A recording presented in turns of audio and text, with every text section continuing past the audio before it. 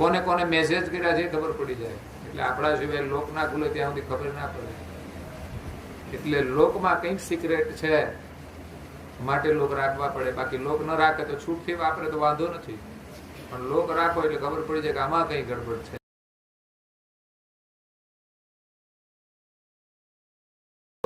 અંદર પણ કઈક અલગ અલગ ગેલેરી હોય, એમાં લોક આવે પાછા. જેમ ઘરને માનો તો દરવાજો તાળું ના માર્યું, પણ અંદર પાછા ડ્રોવર હોય ઘણા તિજોરીઓના, એ લોક કર્યા હોય. શા માટે? કોઈ એમાંથી લઈ ના જાય એટલે. તો એ સમસ્યા હોય છે. અહીંયા મમતાની મોટી ઘાટીથી ઉતાર્યા ભવ પાર. પરમ ગુરુ એવું આપણે જ્ઞાન આપ્યું કે સંસારની આપણી મિથ્યા મમતા છે, મોહ છે, એ બધું છૂટી અને આપણો પ્રેમ હતો એ પરમ ગુરુના શરણમાં જોડાઈ ગયો. મમતા છે આપણી પરમ ગુરુના શરણમાં જોડવાની. મા બાપના શરણમાં પ્રેમ હોવો જોઈએ, પણ એ પ્રેમને બદલે લોકોનો પ્રેમ ડાયવર્ટ થઈ ગયો છે મોબાઈલ થી માંડીને બીજી ઇતર પ્રવૃત્તિમાં, મનોરંજનમાં. બાળક નાનો હોય ત્યારે તો એના ખોળા સિવાય બેસતો નથી, કોઈની પાસે જતો નથી, અને મોટો થઈ જાય પછી ભૂલી જાય છે. લગ્ન થયા પછી શરૂઆત થાય છે. આમ તો લગ્ન પહેલા ઘણા છોકરાઓ તો છે ને બહાર જ ફરતા હોય છે, રખડતા હોય છે. જે પ્રેમ જોઈએ એટલો નથી હોતો. આદરથી જે બોલાવા જોઈએ એટલો આદર નથી હોતો. હા, હોય છે મા બાપ નો, લગ્ન ના થાય ત્યાં સુધી જાય ક્યાં? પણ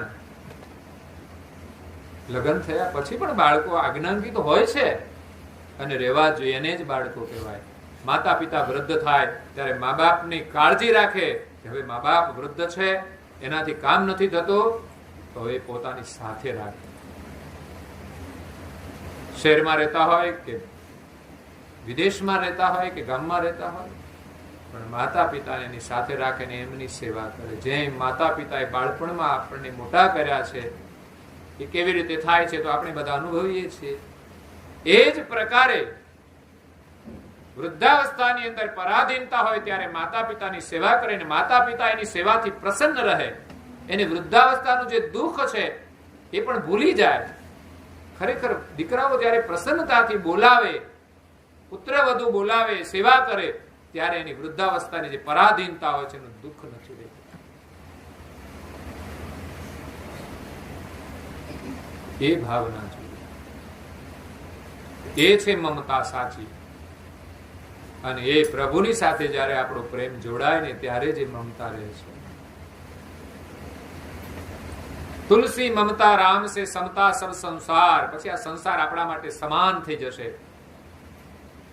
એટલે તો વિષમતા આવે, કોઈ બાજુ પ્રેમ આપણો ઢોળાઈ જાય ત્યારે જ આપણો પ્રેમ સાચી જગ્યાએથી ઓછો થાય છે. બહાર કોઈની સાથે ડાયવર્ટ થઈ જાય ત્યારે અહીં મા બાપ સાથે પ્રેમ ઓછો થઈ જાય છે. ભોગ વિલાસમાં જયારે માણસ લાગી જાય છે ત્યારે મા બાપને ભૂલી જાય છે. નહીં તો મા બાપ જેવો આનંદ અને પ્રેમ ક્યાંય જગતમાં મળવાનો નથી. અને એ જ સાચું સુખ છે. પછી પત્ની એમ કે આપણી જોડે નહીં, તો એને કેવું પડે તારે રહેવું હોય તો રહેજે, નહીં તો એ તો મારી સાથે જ રહેશે મા બાપ. અને કઈ પણ તકલીફ હોય એનું સોલ્યુશન છે, પણ મા બાપ જુદા નહીં રહે. એક જજ સાહેબ હતા, જજ સાહેબ.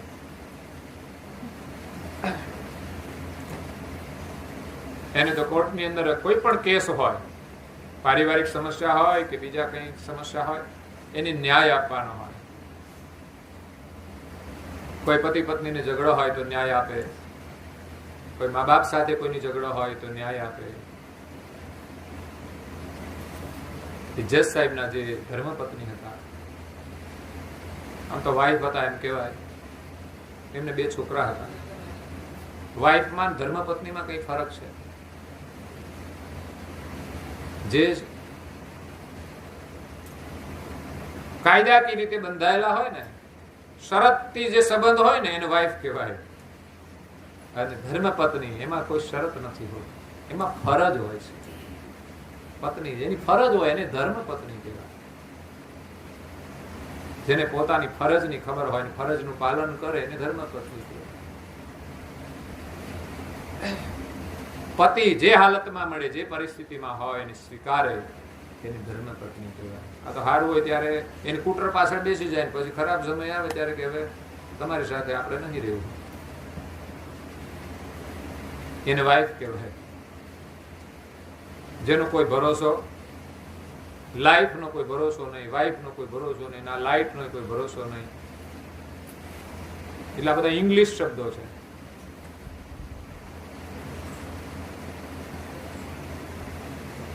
તો ઘરમાં એ જજના માતા પિતા હતા. એટલે મોટા ભાગે પુત્ર વધુને સાસુ સાથે અનબન રહે, કારણ કે ભેગા રહેવાનું ને, વાતોમાંથી કઈ ને કઈ વાતોમાંથી ગડબડ થઈ જાય. એમાં પુત્ર વધુને માતા જે જજ હતા એના માતા સાથે મનમેળ નહીં. છોકરાઓને પણ એવા પાઠ પઢાવી દીધા કે એના માતા સાથે બોલે નહીં, ટાઈમે ખાવાનું આપે નહીં, એવી સમસ્યા ઉભી થઈ જાય. જજ સાહેબ તો જજ હતા છતાં પણ ઘરમાં ન્યાય ન આપી શકે, કારણ કે એક બાજુ પત્ની હોય અને બીજી બાજુ માતા હોય. તો ખરેખર તો એને ન્યાયથી કેવું જોઈએ, પણ ક્યારેક પરિસ્થિતિ જ એવી આવીને ઉભી રહે, એમ લાગે કે પત્ની સાથે આપણે મનમેળ રાખવો પડે છે, કારણ કે માતાને થોડો અન્યાય કરો તો સહન કરી લે, પત્ની નહીં કરે. પત્ની શા નહીં? એમાં આપણે અન્યાય તો કરવાનો જ નથી હોતો, ન્યાય આપીએ તોય સહન ન કરે. એ તો વિદાય થઈ જાય એ સારી વસ્તુ છે, બાકી તો એને રાખીને હેરાન થવાનું છે.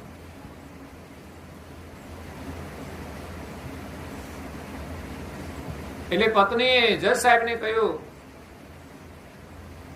કે આમને આપણે વૃદ્ધાશ્રમમાં મૂકી આવીએ. અને જજ સાહેબની કઈ મજબૂરી થઈ એટલે છેવટે જજ સાહેબે કોઈ સારા વૃદ્ધાશ્રમની અંદર નક્કી કર્યું કે જજ સાહેબ જે વૃદ્ધાશ્રમની અંદર સેવા પણ આપતા હતા, આર્થિક મદદ પણ કરતા હતા. એને એમ થાય કોઈકના મા બાપ દુઃખી થતા હોય તો આપણે એની મદદ કરીએ, અને એને પોતાના મા બાપને મૂકવાનો સમય આવી ગયો. જયારે મૂકવા જાય છે તે પેલા ઓળખાણ વાળા હોય છે, સેવા આપતા, એટલે તો વાતચીત થઈ કે કેમ આજે આવવાનું થયું કઈ. એમને કહ્યું કે મારા જે માતા પિતા છે ને એને અહીંયા મૂકવાના છે. એને આશ્ચર્ય થઈ ગયું.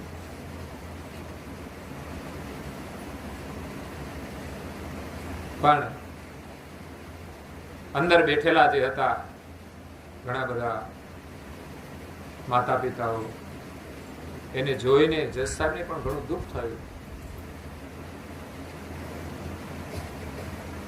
છેવટે એ જે મેનેજર હતા એની સાથે જે વાર્તાલાપ થયો એનાથી જજ સાહેબનું હૃદય દ્રવિત થઈ ગયું.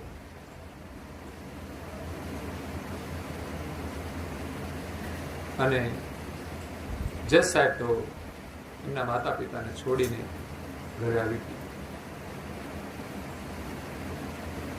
ઘરે આવ્યા પછી એક રૂમની અંદર દરવાજો બંધ કરીને બેસી ગયા. પેલા લોકો દરવાજો ખખડાવે, પણ જજ સાહેબ દરવાજો ખોલે છે ને ખાવા પીવાનું બધું જ બંધ. ત્યારે એમના ધર્મપત્ની થોડી અકળામણ તો થઈ કે હવે શું થશે. 2 દિવસ પછી એમને દરવાજો ખોલ્યો. એને જે કઈ અંતર મનમાં મંથન થયું, 2 દિવસની સાધનાથી એને જે કઈ નિર્ણય આવ્યો એ પ્રમાણે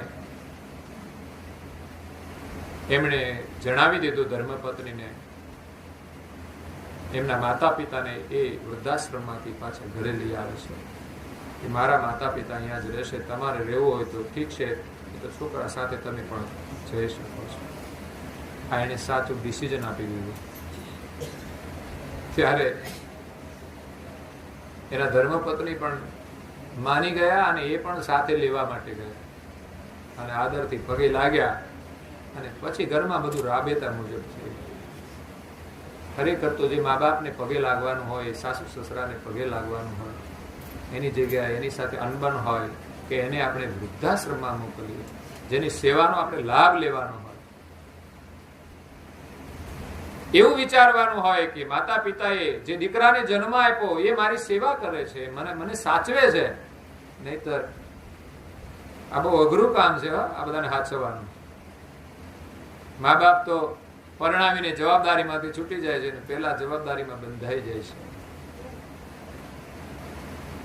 ઘણા તો સેવાભાવી હોય એ તો સારું હોય છે, બાકી તો ઘણાને હાચવવાના અઘરા હોય છે.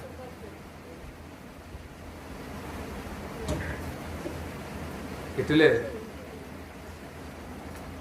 આપણી સંસારની જે મમતા છે એમાંથી પરમ ગુરુ આપણને બહાર કાઢે છે. મમતાની મોટી ઘાટીથી ઉતાર્યા ભવ પાર, અજ્ઞાનની આંટી ઉકેલીને સુધાર્યા સંસ્કાર. પરિવારમાં કેમ રહેવું એ આંટીઓ બધી ઉકેલીને આપણા જે સંસ્કાર છે જ્ઞાન દ્વારા સુધાર્યા છે.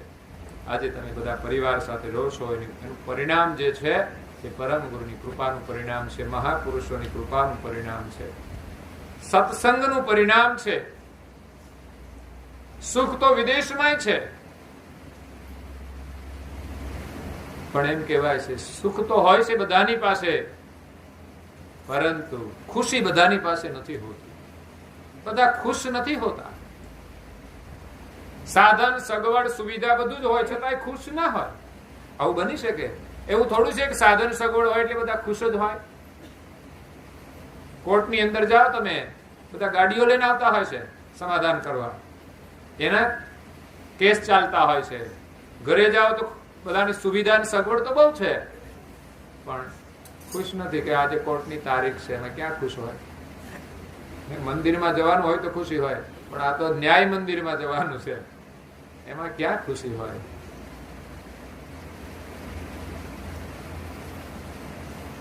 એક પરિવારની અંદર પતિ અને પત્નીને ઝઘડો થઈ ગયો. એ ઝઘડો કોર્ટમાં પહોંચ્યો. એક દિવસ સંબંધ જોડ્યો હશે ત્યારે કેટલી ભાવના હશે, એકબીજાને મળવાનો ઉમંગ હશે, સંબંધો થઈ ગયા, લગ્ન થઈ ગયા, પરિવારમાં એક દીકરી હતી, ત્યાર પછી ઝઘડો થયો. ઝઘડો તો એવો થયો, ઝઘડો શું હતો એ ખબર નહીં, પણ ઝઘડો થયો અને કોર્ટમાં કેસ ગયો. પછી તો એકબીજાના દુશ્મન થઈ ગયા. બસ હવે જુદા પડવાની જ વાત હતી. એમાં એકબીજાની કઈ માગણી હોય જુદા પડવા માટે, છોકરી હોય કોના ભેગી રાખવી એ પ્રશ્ન હોય, અને એનું ભરણ પોષણનો પ્રશ્ન હોય, ગમે તે હોય. પણ છોકરીએ કહ્યું કે મારે તો આજ મમ્મી આજ પપ્પા જોઈએ. આ બયાન એમણે કોર્ટમાં આપ્યું અને બેયનું સમાધાન જજે ના કર્યું, પણ આમણે આ દીકરીએ કરી નાખ્યું, એની ભાવનાએ કરી દીધું, એને બેન ભેગા કરી દીધા. મને તો આશ્ચર્ય થાય છે, શું ગજબ છે. જ્યાં બંને દુશ્મન થઈ ગયા હોય ને એને ભેગા કરવા, એ તો કોઈ સાધુ સંત ન કરી શકે. આવા કેસ હોય છે. સામાન્ય ઝઘડા હોય ને તો અમારાથી સમાધાન નથી થઈ શકતું, લોકો માન્ય કરે તો ને. એટલે સંતોની જે સેવા કરે કે સંતોના વચનોની માને, એના ઘરમાં ઝઘડા ન થાય અને સામાન્ય હોય તો એનું સમાધાન થઈ જાય. પણ જે નથી માનતા એના સમાધાન કોર્ટમાં નથી થતા. આ એક કેસમાં દીકરીના નિવેદન ઉપર બંનેનું સમાધાન થઈ ગયું. ત્યાર પછી બંનેનું દાંપત્ય જીવન આગળ વધ્યું, એના પરિવારમાં દીકરાનો જન્મ થયો અને ખુશથી રહે છે. પેલા કેવા કબાડા છે યાદ નહીં આવતા હોય, બાકી ભૂલાય નહીં સંસાર. અને એમાં જેની સાથે ઝઘડો થયો હોય, માથાકૂટ થઈ હોય, એ તો ભૂલાય જ નહીં, ભેગા થાય જ નહીં. ના, મારે મેળ જ નહીં પડે, મારે રહેવું જ નથી ને, એટલે પતી ગયું કામ. બાકી એ ક્યાં હૃદય હશે કે આટલી બધી એકબીજાના પ્રત્યે વૈમનસ્યતા, શત્રુતા, અને પછી પાછા એ ભૂલીને મૂળ સંબંધમાં જોડાઈ જવું, મૂળ પ્રેમમાં જોડાઈ જવું. આ છે મમતાની મોટી ઘાટીથી ઉતાર્યા ભવપાર, અજ્ઞાનની આંટી ઉકેલી સુધાર્યા સંસ્કાર. ભેટ્યા છે ભાગ્ય વસાત, આ તો ભાગ્ય મળ્યા છે, બાકી મળે નહીં. હો ઋણાસાગર મહારાજના દર્શન કે એના વચનામૃત જે શ્રવણ કરે, દીક્ષા મળી હોય એ પણ આપણું સદભાગ્ય છે. સંબંધના નાતે કોઈને વચનામૃત શ્રવણ કરવા મળે, એમના ઘરે દર્શન થઈ જાય, એ પણ સદભાગ્ય છે. ભેટ્યા છે ભાગ્ય વસાત, આજે મને મળ્યો સંતોનો સંગાર. અને કહે છે દર્શન તો દેવોને દુર્લભ, સંત તણા એક વાર. માનવ જન્મે સંત મળે તો ભાગ્યશાળી નરનાર, સેવા કરીશું દિન રાત. આ મેન ચોપાઈ તો મારે આ જ કહેવાની હતી, પણ એમ લાગ્યું કે આખા ભજનની અંદર સંતનો મહિમા ગાયો છે. દર્શન તો દેવોને દુર્લભ, આ સાચી વાત છે કે સંતોના દર્શન દેવોને પણ દુર્લભ છે. જ્યારે જ્યારે એને સંતો મળ્યા છે ને આ પૃથ્વી ઉપર દેવોને, ત્યારે એમણે પણ વંદન કર્યા છે. સ્વયં રામચંદ્ર અવતાર લઈને આવ્યા હોય, પણ કોઈ સંત મળે ત્યારે એમને દર્શન કર્યા છે અને પગે લાગ્યા છે. જ્યારે વનમાં ગયા ને ત્યારે અનેક સંતોના અને ઋષિ મુનિઓના એમણે દર્શન કર્યા, એમને વંદન કર્યા. નહીતર એ તો એક અવતારી પુરુષ છે. ખરેખર તો ઋષિ મુનિઓએ એમને વંદન કરવા જોઈએ અને કર્યા હોય, પણ સ્વયં રામ પણ એ ઋષિ મુનિઓને વંદન કરે છે. એ સંતનો મહિમા છે. દર્શન તો દેવોને દુર્લભ. દેવો છે ને દેવો છે, અને સંત છે ને એનાથી મહાન છે. નહીં તો સંતો પણ દેવોની આરાધના કરતા હોય છે, પણ દેવો આ સંસારની અંદર જોડાયેલા છે, એ પણ ઉપાધિમાં જોડાયેલા છે. એને ઘરમાં મુશ્કેલી ઉભી થાય. ક્યારેક પાર્વતી રીસાઈ જાય, ક્યારેક લક્ષ્મીજી રીસાઈ જાય, ત્યારે દેવોને પણ સંતોના પાસે જવું પડે. એનું સમાધાન છે ને સંતો કરાવી આપે. એટલે દર્શન તો દેવોને દુર્લભ, સંત તણા એકવાર દર્શન થઈ જાય ને તોય મને લાગે છે કે માનવ જીવન સફળ થઈ જાય. માનવ જન્મે સંત મળે તો ભાગ્યશાળી નરના. પણ એમાં આપણી શ્રદ્ધા હોય છે. બાકી બજારે નીકળે ને આપણે તો શું લેવા દેવા, એ દર્શન નથી હોતા. એમ તો નીકળતા જ હોય, આખી દુનિયામાં સંતો ફરે છે, ટીવીમાં દર્શન આપે, પણ આપણી શ્રદ્ધા જોડાવી જોઈએ, ત્યારે આપણું કામ થાય છે. આપણો ભાવ હોવો જોઈએ દર્શનનો. નહીં તો ઘણા ઓળખાણ ન હોય, બજારેથી નીકળે તો ઘરમાંથી આવીને 2 રૂપિયા 5 રૂપિયા 10 રૂપિયા મૂકીને પણ એક સદભાવ વ્યક્ત કરતા હોય છે, પોતે વંદન કરતા હોય છે. સંત માટે કોઈ 10 રૂપિયાનું મહત્વ નથી હોતું. એને પગે લાગે કે ન લાગે એનું કોઈ મહત્વ નથી હોતું. એ ભાવ સંતની અંદર પણ નહીં હોવો જોઈએ કે અમને લોકો પૈસા આપે અને અમને પગે લાગે. એ અંતરમાં ભાવ ના હોવો જોઈએ. આ તો એક પરંપરા અને સ્થાન જે એમનું હોય, એના માટે બધી વસ્તુ એને સ્વીકારવી પડે. ફૂલહાર પહેરાવો કે ન પહેરાવો એનાથી કઈ ફરક પડતો જ નથી. આપણે તો પ્રભુનું ભજન કરવાનું છે. આ બધી વસ્તુઓ આપણા માટે કોઈ અવરોધ ન બને એનું ધ્યાન રાખવાનું છે. પગે લાગે એટલે આપણી એક બહુ મોટી ફરજ બની જતી હોય છે એમના માટે, એમના બાળકો માટે, પરિવાર માટે. ઘરમાં જે મા બાપને પગે લાગો ને એમની મોટી ફરજ બની જાય, એમ સંતોની પણ એક મોટી ફરજ બની જતી હોય છે. વંદન કરવાથી આપણામાં એક સંસ્કાર આવે, મહત્વના છે. ઝૂકવાનું છે. ઝૂકવાથી બહુ મોટો ફાયદો છે.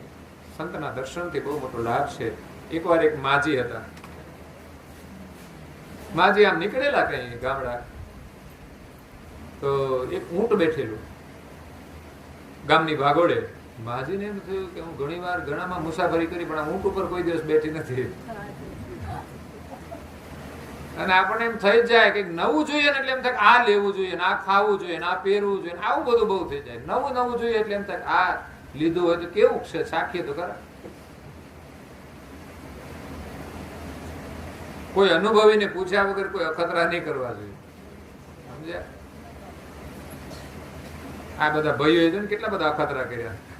આ કેવું છે એમ કરીને અખતરામાં જ બધા ખતરા ઉભા થઈ ગયા, સમજ્યા? અને હવે એમ જ માની લીધું આના વગર તો હાલે જ નહીં, આ તો લેવું જ જોઈએ.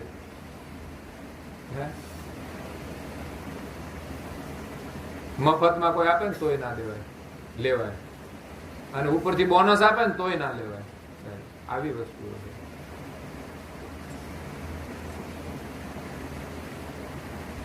એટલે માજીને એમ થયું કે આના પર બેસીએ, તો માજી તો બેઠા એટલે પછી તો ઊંટને તો કઈક થાય જ, ઊભું થઈ ગયું. એ ધીમે ધીમે હાલે ત્યાં સુધી તો સારું લાગે, પણ જયારે ગતિ પકડે ત્યારે આપણને એમ લાગે કે અહીંથી જો પછાડ્યા તો ઉપાધિ છે. એક તો ઉંમર હોય અને એમાં પછાડે, પછી બહુ સેવા કરે કરી. પણ એક કીધું તું તમને ઊંટ ઉપર બેહવાનું,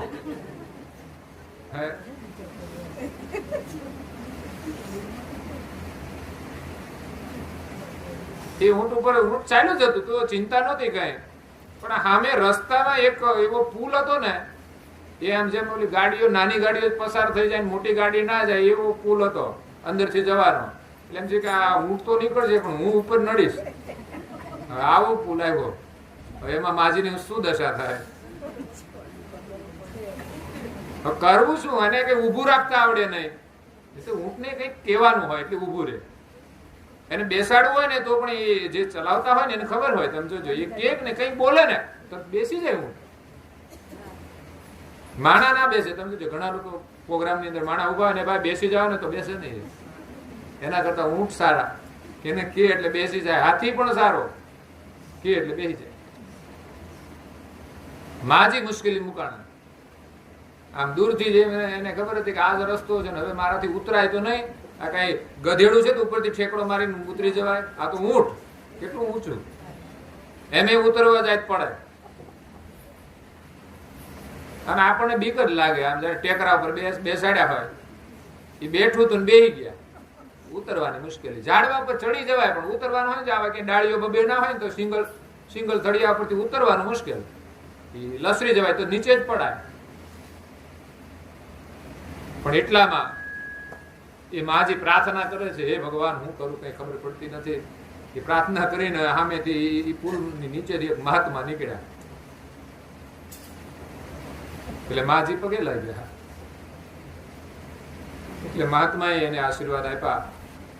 મહાત્માજી બોલ્યા એનાથી ઊંટ ઊભું તો રહ્યું પણ બેસી ગયું. મહાત્માની વાણીથી એ ઊંટ બેસી ગયું. બેઠું એટલે તરત માજી ઉતરી ગયા. આ ઊંટ ઉપરથી પગે લાગો ને તોય લાભ થાય. પછી તો નીચે ઉતર્યા ત્યારે તો ચરણ સ્પર્શ કર્યા કે આપના દર્શનથી આજે તો બચ્યા છે, નહીં તો મોત સામે જ હતું. એમ સંત દર્શનનો બહુ મોટો મહિમા છે. ભાવે કભાવે પણ આપણે જયારે પ્રાર્થના કરીએ કે વંદન કરીએ ત્યારે મોટી મુશ્કેલીઓમાંથી આપણે બચી જઈએ છીએ. દર્શન તો દેવોની દુર્લભ સંત તણા એક વાર. માનવ જન્મે સંત મળે તો ભાગશાળી નરનાર. કોઈ સંતોનો સંગ મળી જાય તો સેવા કરીશું દિન રાત. ઘણા લોકો એના સંપર્કમાં છે અને એમના વચન અનુસાર જીવતા હોય તો એ 24 કલાક સેવામાં હોય છે. સંતે જે કહ્યું એ પ્રમાણે તમે કરો. તમને કહ્યું કે આજે બાલ તિલક કરો, જો તમે શરૂ કર્યું સમજવાનું, તમે એક બહુ સારી સેવા કરી છે. એમના વચનને માનવું એ બહુ મોટી સેવા છે. તમે મા બાપની સેવા કરો પણ એનું કયું ના કરો તો કઈ મહત્વનું ખરું? થોડી સેવા તો કરી લીધી ફરજ પ્રમાણે, પણ કહે એમ કરે નહીં તો એ ખુશ નથી રહેતા. એટલે કહે એમ કરવું એ પણ એક બહુ મોટી સેવા છે. એનાથી એ બહુ પ્રસન્ન થાય છે. બાકી તો સંતોની જરૂરિયાત બહુ ઓછી હોય છે એટલે તમને સેવાનો અવસર ઓછો મળે. પણ એમના જે વચનામૃત છે એ આપણું કલ્યાણ કરનારા હોય છે. એ પ્રમાણે આપણે જીવીએ તો ખરેખર આપણું જીવન ધન્ય બને, આપણો પરિવાર પણ ધન્ય બની જાય. અને અંતિમ ચોપાઈમાં તુલસીદાસ મહારાજ કહે છે,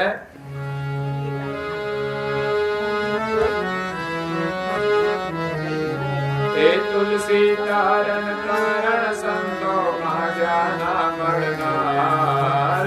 તુલસી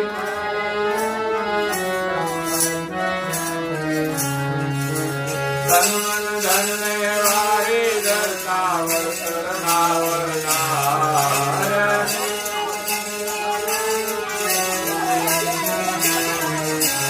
હે મારે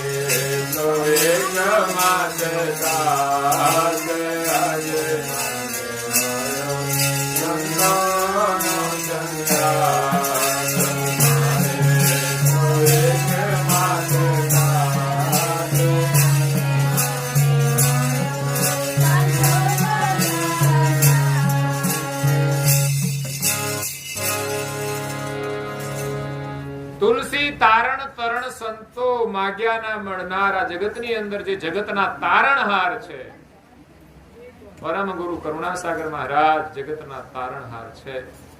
એમનું જ્ઞાન અને એનું લક્ષ્ય, એમનું સ્વરૂપ છે, એમાં આપણી શ્રદ્ધા થઈ જાય તો ચોક્કસ આપણે ભવ પાર થઈ જઈશું. તારણ તરણ સંતો માગ્યાના મળનાર, એવા જે તારણ તરણ મહાપુરુષો હોય એ આપણને માગ્યા નથી મળતા. બાકી ભભૂતિ ચોળીને ફરનારા દુનિયામાં ઘણા હોય છે. 12 લાખ બાજીગર ને 13 લાખ તુંબડિયા, 100 લાખ સાનામાના, 5 લાખ જોગી, એમાં કોઈ વિરલા નહીં. લે લાગી એમાં દુનિયામાં પ્રપંચ કરીને પણ સાધુ બનનારા હોય છે, જગતને છેતરનારા હોય છે. પરંતુ જે તારણહાર છે એવા સંતો માગ્યા નથી મળતા. બાકી તો અમે ઘરે આવે તમારા કે ભિક્ષાન દહી, કઈ આપજો, કઈ. પરંતુ જે તારણ તરણ છે એના દર્શન કરવા માટે આપણે જવું પડે. એ બહુ વિચરણ ઓછું કરતા હોય છે. એને કોઈ ક્યાંય જવાનો મતલબ નથી હોતો. માત્ર વિચરણ કરે તો જીવોના કલ્યાણ અર્થે વિચરણ કરે છે. એ કોઈ અર્થની ભાવનાથી ફરતા નથી, માનની ભાવનાથી ફરતા નથી. માત્ર પ્રભુનું સ્મરણ કરે અને એમનો પ્રચાર કરે છે. તુલસી તારણ તરણ સંતો માગ્યા ના મળનાર, તન મન ધનને વારી ધરતા વળતર ના વળનાર. એવા સંતોની સેવામાં આપણું તન મન અને ધન બધું આપી દઈએ ને તો ઓછું પડે છે. જેમણે ભક્તિ કરી છે એમણે પોતાનું તન મન અને ધન સર્વસ્વ સંતોને યા તો ગુરુના શરણમાં અર્પણ કરી દીધું છે, પ્રભુના શરણમાં અર્પણ કરી દીધું છે. પણ છતાં એનું વળતર નથી પાડી શક્યા. જેમ ઘરમાં મા બાપ હોય એની તમે સેવા કરો, ગમે તેટલી સેવા કરો તન મન ધનથી, છતાં પણ મા બાપનું ઋણ તમે નહીં ચૂકવી શકો. એમાં ખાસ માના ઋણમાંથી છૂટવું તો બહુ જ મુશ્કેલ છે. પણ કદાચ આપણે પરમાર્થનું આવું સત્સંગનું પુણ્ય કાર્ય કરીએ અને આપણે માતાના ઋણમાંથી મુક્ત થઈએ, કાં તો ફરી જન્મ લઈને આપણે માતાની સેવા કરવી પડે. એમ સંતોના ઋણમાંથી છૂટવું બહુ મુશ્કેલ છે. તન મન ધન આપી દઈએ તો પણ એમના ઋણમાંથી છૂટી ન શકાય. એ સંતો એ જગતના માતા પિતા છે. મારે તો એક માતા, બસ એક જ માતા પિતા છે. જે પરમાર્થી છે, જે સમાજનું કલ્યાણ કરનારા છે, એ જ આપણા સાચા માતા પિતા છે. તો અહીંયા દિવ્ય પરમ ગુરુ કહે છે કે હરિજન તે સંતન કુ સેવા દે તન મન ધન દાનો. એ જ ચોપાઈને વિશેષ સમજાવનાર એ આ ભજન છે. ચોપાઈને અનુરૂપ આ ભજન છે. ઓર કશું સંગ્રહ નહીં રાખત, કશાનો સંગ્રહ નથી કરતા. રહિત દેહ અભિમાનો, જેને પોતાના દેહનું કોઈ પણ અભિમાન નથી. આ બહુ મોટી વસ્તુ છે. શરીરના અભિમાનમાંથી છૂટવું ને એ જ મુશ્કેલ છે. શરીરની અસ્મી છે, એમણે જ આપણને રોક્યા છે. આપણા સ્વરૂપને ભૂલી જવાનું કારણ માત્ર ને માત્ર શરીરની અસ્મી છે કે હું આ શરીર છું. શરીરને ભૂલી અને પરમેશ્વરનું ભજન કરવું એ સાચા હરિજન છે. કૈવલધામવાસી ચીમનભાઈ ની પાવન સ્મૃતિમાં આજના દિવ્ય સત્સંગનું આયોજન પરમ ગુરુની કૃપાથી ચીમનભાઈના સુપુત્ર વિનોદભાઈ અને બીજા એક દીકરા જે કૈવલધામવાસી છે ચંદ્રકાંતભાઈ, આજે બંને આત્માઓને આપણે આ સત્સંગ દ્વારા પરમ ગુરુના શરણમાં શ્રદ્ધાંજલિ અર્પણ કરીએ બંને આત્માઓને પરમ શાંતિ મળે, એમના આશીર્વાદથી એમના પરિવારને સુખ શાંતિ મળે. કારણ કે માતા પિતાનો જે વિયોગ છે એ બાળકો માટે બહુ મોટું દુઃખ હોય છે. છતાં પણ કુદરતના નિયમને આપણે અનુસરીને સ્વીકારીને એ જે પ્રસંગ છે એમાં આપણને સહાનુભૂતિ મળે, એ જ આ સત્સંગ પારાયણનું ફળ છે. એક સદગત આત્માને શાંતિ મળે અને બીજું એવી આપણે એમને શ્રદ્ધાંજલિ આપીએ કે એમના દ્વારા આપણને જે આશીર્વાદ મળ્યા છે એ આજનું સત્સંગ પારાયણ છે, એમના નિમિત્તે થાય છે. એટલે બાળકોને સહાનુભૂતિ મળે, પરિવારમાં સુખ શાંતિ મળે અને પેઢીઓ સુધી એમના સંસ્કાર જળવાઈ રહે, એ જ આ સત્સંગ પારાયણની ફલશ્રુતિ છે, જેના દ્વારા જીવ માત્રનું કલ્યાણ થાય છે. ત્યારે અહીંયા આપણે આવ્યા છીએ શ્રદ્ધાંજલિ આપવા માટે.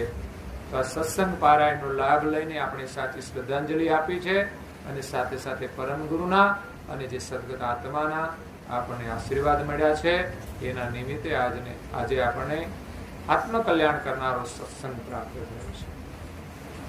વિશેષ આપ સૌને પરમ ગુરુના ખૂબ આશીર્વાદ સાથે આજની કથાને અહીંયા વિરામ આપીએ છીએ.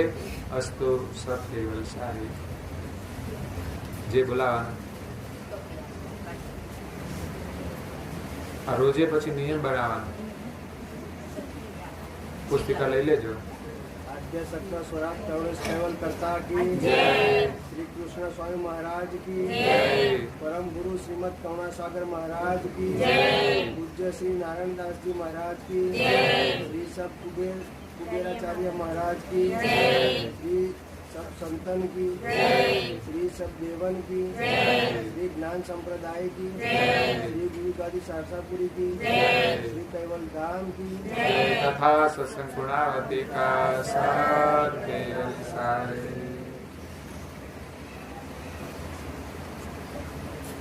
कैवल अंशो सार केवल सारे. बोलो जो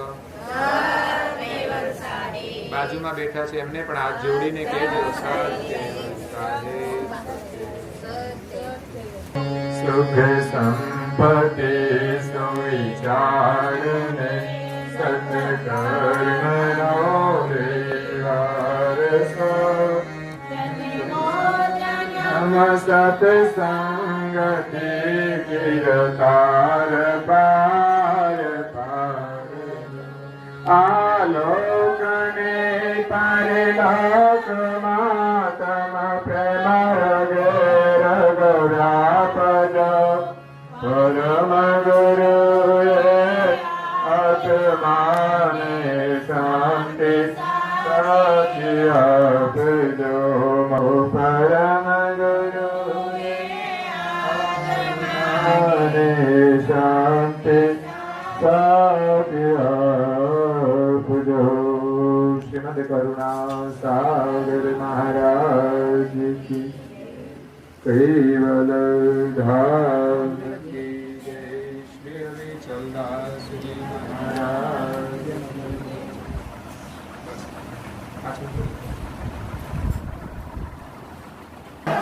जय करुणा